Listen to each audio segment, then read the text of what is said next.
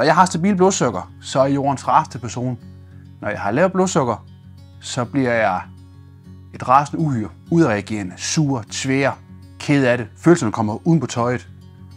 Når jeg har det høje blodsukker, så bliver jeg en super arrogant, træt skiderik, der ikke gider andre end sig selv, og siger nogle åndssvage ting til mine børn, til mine kollegaer, min kæreste. Så jeg spiser et måltid mad. Jeg tror cirka, der var så meget i mad, så tager jeg enheder på det. Stikker jeg mig i maven, så går der et par timer, så falder blodsukkeret. Så skal jeg have noget at spise igen. Når man er mega mæt i forvejen, og så skal jeg have noget mere mad, så har vi tendens til at dryge til den nemme løsning. Noget mælk, nogle kiks, noget juice. I bunden skal man jo have nogle grøntsager, lidt kulhydrater og noget fiber for at stabilisere blodsukkeret. Men man er mæt hele tiden. Så jeg spiser en hurtig mad, så stiger blodsukkeret igen, så skulle jeg have insulin igen, så falder jeg ligesom en bil ikke gider starte, så blev det ved og blev ved og blev ved. Jeg fik for højt blodtryk, jeg fik for højt kolesterol, jeg var langt over 115 kilo, fordi jeg bare tænkte, jeg vil sgu vælge, jeg vil som de andre, jeg vil have kage, jeg vil gøre. Så jeg tog bare det insulin, hvis jeg var fortsat ned af det. Så jeg skulle nok hverken have børn eller kæreste eller noget som helst, så jeg sat her for mig selv alene og have fået følgesygdom, som er nok min værste fjende. Det går ud over ens tæer, det går ud over ens øjne, det går ud over ens nyrer, lever.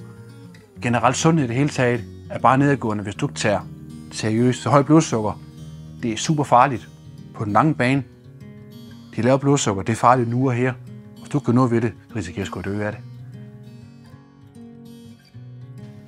Tandepumpen er helt skarp for mig, fordi for det første så skal jeg ikke sætte med et stykke papir og regne ud, hvor meget insulin jeg skal have. Førhen der var det var cirka-tal.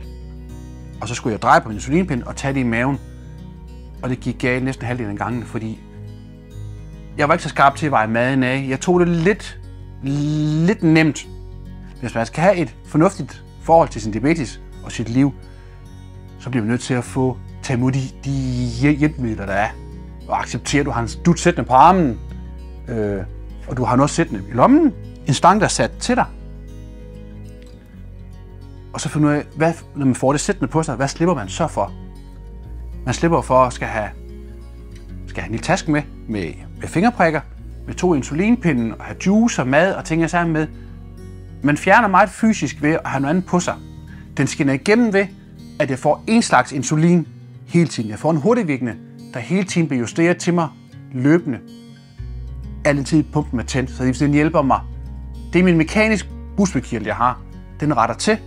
Den giver insulin. Den kan give små dråber, den kan give store doser. Så det er helt sådan en, der hjælper mig med, at jeg slipper for og skal stikke mig i maven. Den fylder ikke noget. Den er nemmere at putte insulin på. Det tager mig ved 3 dage. Det tager mig maks 5 minutter at skifte insulinreservoir i den. Sensoren skal skifte ved 10. dag. Det tager 5 minutter. Så på 10 dage har jeg fysisk brugt maks en halv time på at få tingene til at køre igen. I 3 år har den bare virket og virket og virket, og det er simpelthen, det er så simpelt. Og det er en fed lille ting. Hvis jeg har tøj på, man kan ikke se, at jeg har den.